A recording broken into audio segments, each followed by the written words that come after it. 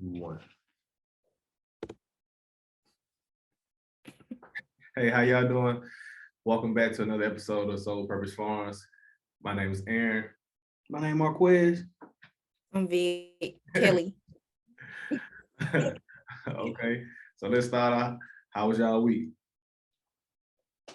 How was your week, Vic? My week was cool, man.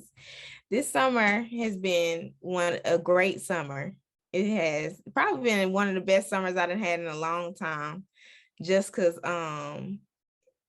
man, I swear, fall semester gonna forever be a highlight in spring semester gonna forever be a highlight in my book. Cause that shit was so stressful. I still be thinking about spring semester, but this summer has been good. This week has been good. I know just mapping out, the second part of the summer and really trying to lock in and get stuff done for fall semester start. So okay. So what you been doing this summer? I've been working with my fellowship advisor and just on my fellowship program and just restructuring the program, bringing some new ideas, and then working with my academic advisor on some data collection and mapping out this course that we did this semester. And I have some interns under me. They are all in this cyber biosecurity field. So that's been fun working with them every week and trying to work on my own dissertation work. That shit been, excuse my language, that's been a whole headache in itself. But you know what I'm saying, it's getting mapped out. But that's been my summer, really. But Vic, even though I know you don't have a background in cybersecurity, how did you even get started in cybersecurity research? As a graduate student, you don't have no choice. If your advisor got a project, you hop on it. So that's basically what it was for real. I have no background in cybersecurity or cyber biosecurity, which for those that don't know is basically the ag and life science piece of cybersecurity. And there's a huge workforce for it because technology is advancing in agriculture. So just kind of give y'all an example. If you think about a drone, and if a farmer has a drone, a lot of farmers now are, using drones to produce, to dry, sow seeds and all that good stuff. And so if you have a neighbor that has the technology or the ability to tap into that drone, they now have access to all your data. If you have a certain strand of seeds or the type of nutrients that you provide your seeds, just all the data that you have, they now have access to it, which can interrupt the food system, well, that farmer's production or the food system in general. So we developed a course with my advisor, and the committee developed a course that looks at training and development of undergrad students to go into the cyber biosecurity field. So that's what I've been working with. And so we have a few students that are now interns in the field. And so I've been working with them this summer. That's hard. That's what's up. That's what's up.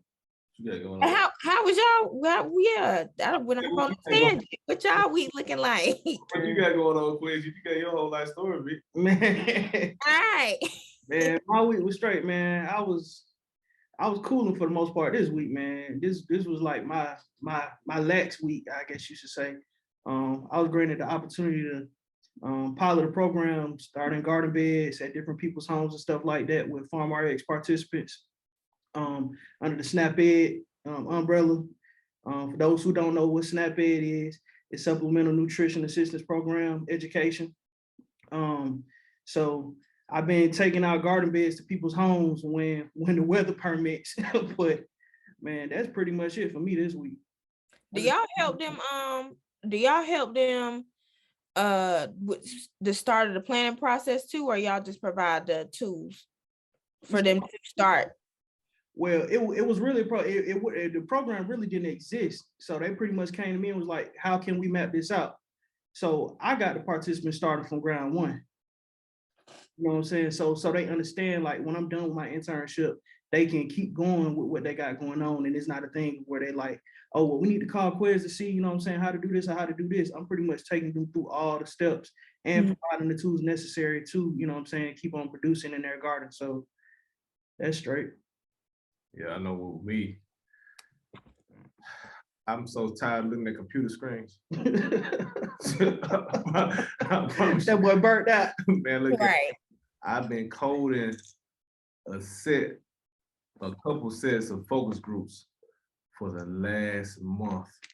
Then I had another hiccup. I thought I was done. Then I got a call from someone. Hey, Aaron, we need one more set of focus groups coded. I promise you that was the longest focus group I ever coded in my life. I was sitting there like, and it was a 2-hour transcript. So How many people was in the focus group?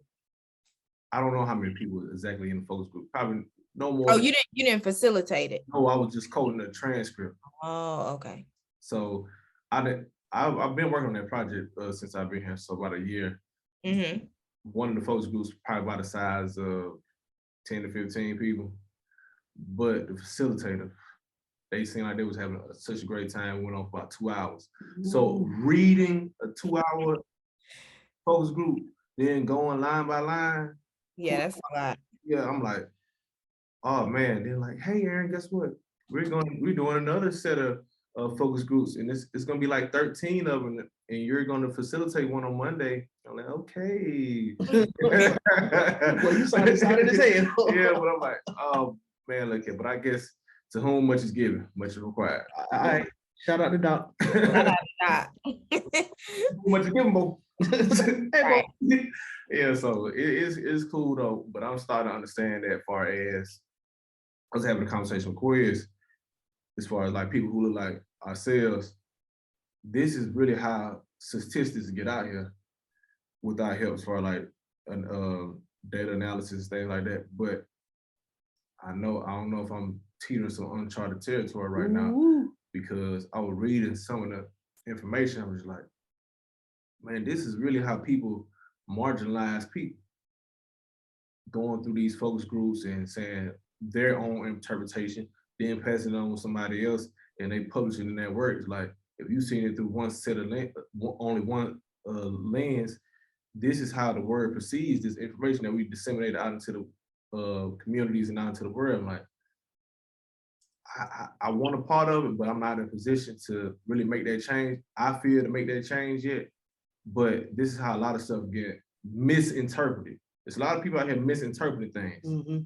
So I'm not saying I know everything. I'm just saying as far as recognizing, like, I almost broke down reading some of that stuff, how people think about certain things. Like, this is what y'all really think about certain topics.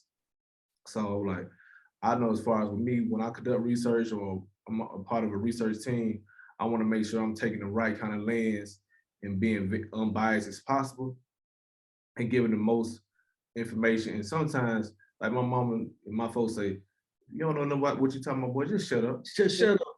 Just shut up.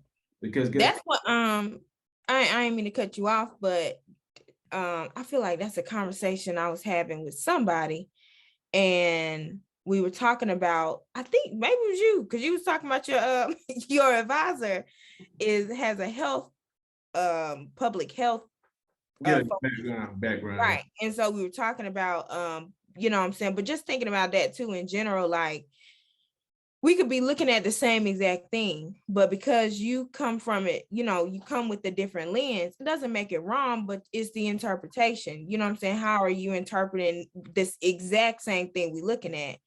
And it looks different. The response that you're gonna get from me is gonna sound different because I'm coming from an ag lens, and somebody else is coming from I don't know, public health. We use that example. Public health lens is gonna sound a little different. And one of my professors that I had, Dr. Hines ain't got too many fans. He's a methods professor, but I had a conversation with him because there's this thing of being too subjective, or, you know, being subjective in your research or objective, whatever. And I was like, you know, have like using subjective language in your writing. And so my advisor, she's a stickler about that. And so I asked him about it because he think a little different. And so he was like, I mean, at the end of the day, it's all interpretation, you know. And I would think about that. I was like, yeah, you know what I'm saying? Like, I feel like a lot of professionals, you know what I'm saying, especially older professionals. I don't know if this is the route we going in this conversation, but a lot of older professionals get stuck in their ways, you know what I'm saying, and haven't really been in the field, you know what I'm saying, like actively researching, because you're doing other things, you're advising students, you may be doing a certain piece of research, but not really the meat of research, if that makes sense, like the bread and butter, going out and really doing research. So you kind of miss these new steps and processes in the system. Does that make sense? Oh, You know what I'm saying? Like updated processes and all that stuff, like it just looks different. And so I was like, dang, like I thought about that. And I'm like, well, you know what I'm saying? Because I always second guess myself, especially in this program. And I shouldn't, you know what I'm saying? But I'm still a student. I'm new at it. So I do second guess myself. So when I had that conversation with him, I was like, damn, like that helped me out and made me feel like, okay, you know what I'm saying? Like you can be creative, and it's okay that people had opinions on how you should approach research. But at the end of the day, it's all interpretation. yeah. You know what I'm saying? So you get in them rooms, as long as you know how to have them conversations and justify and back up what you're saying, you good to go. Yeah. And sometimes just being quiet, like says you get invited to conduct some research and you're not too knowledgeable about a topic, it's okay not to know. And Yeah. sometimes let the people who kind of sort of feel like they're experts, even though nobody really is an expert in my book, let those people talk. Because when you're in the research environments, whatever you say will be documented and pushed out to communities and countries about different types of, and like, okay, so in Georgia they think about this, in South Carolina they think about this, in California they think about this, but you're not an expert in this field. Yeah. Mm-mm. And sometimes it's okay, but if you say something, people gonna take your word as credible and put it out there. Yeah, that's real. I can think of a time, Aaron, when I came up here for meat science conference, and we was in that lab with them folks.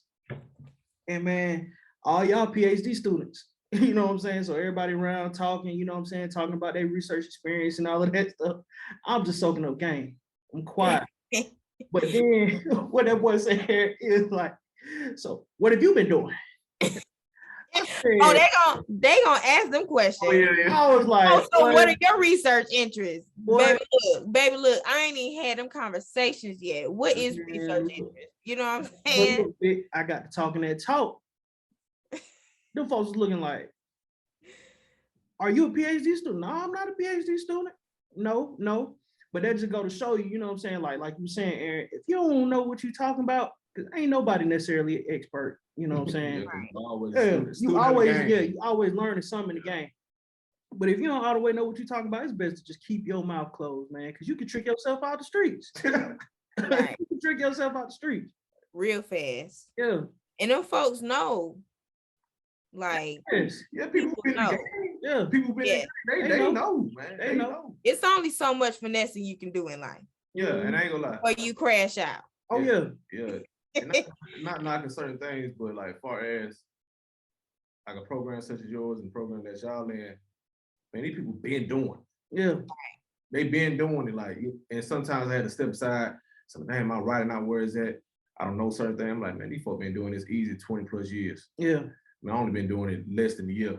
Yeah. Right. There's no way I can compare myself to Jordan. Mm-hmm. Right. And what they doing, they doing. Yeah, they so they know in that. And out, they know that. Like how you said Jordan, like Jordan not playing basketball, then football, then going, you know what I'm saying? Like he playing basketball, you know what I'm saying? So when you get to talking about basketball, he know what he's talking about. You know what I'm saying? It ain't cool, you know what I'm saying? Ain't no cross up with that.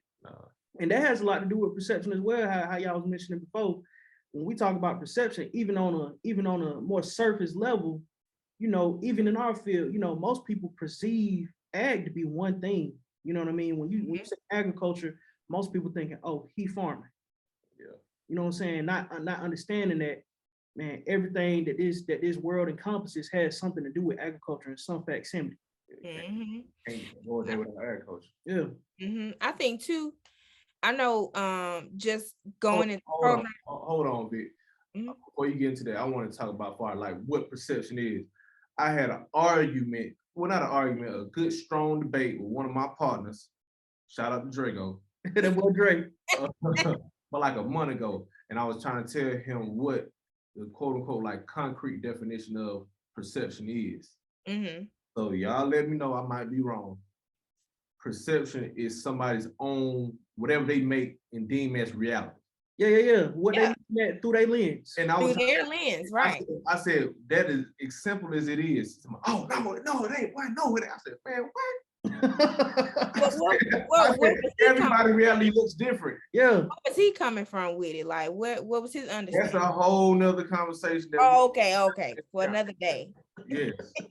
Okay. Yeah, but go ahead, bitch. Shout out to Drake. Yeah. Right. Shout out to Drago. No, I was just talking about perception. And you know what I'm saying? I always bring up South Carolina State, but coming from South Carolina State and coming, you know what I'm saying, even going into the field, right? Being around predominantly Black people and then going to work in a predominantly white space, I went in with this idea of, damn, like these people know way more than me. You know what I'm saying? They got way more knowledge base than me. I want you to tag me in after this. And it came to be not that, you know what I'm saying? Like, and that was, you know what I'm saying? That was from working in the field. So being in Alaska, working as a actual, you know, faculty staff, whatever, at UAF, that was my perception going up there, even though I did step out and do it. Now, fast forward into going into my program, that was a whole different mindset that I had, because I was like, damn, I done came from South Carolina State. Like, I came in this thing, my advisor hit me up like, you've plagiarized your entire 20-page paper. Like, and I was like, plagiarized? I don't know about that. You know what I'm saying? I'm like, I said straight up, Doc, I'm like, Doc, I wouldn't talk this. Like, I was trying to pull that statement from that paper, slap that bug in there, got in your paper, and put that person's name in the parentheses. That's what I was taught. She was like, you still gotta remix it. If you had turned this in, they would have been writing you a letter, baby. You out. You know what I'm saying? So, like, long story less long, coming into the program, I had this perception like, damn, like these people, they know research. Even my, you know what I'm saying, my cohort, people that came in with me, I'm like, they steps ahead. They know what they want to study. Whoop, whoop. And then I get in and I'm like, oh, some of these folks, you know what I'm saying, they right where I am, or maybe a little further back, you know what I'm saying?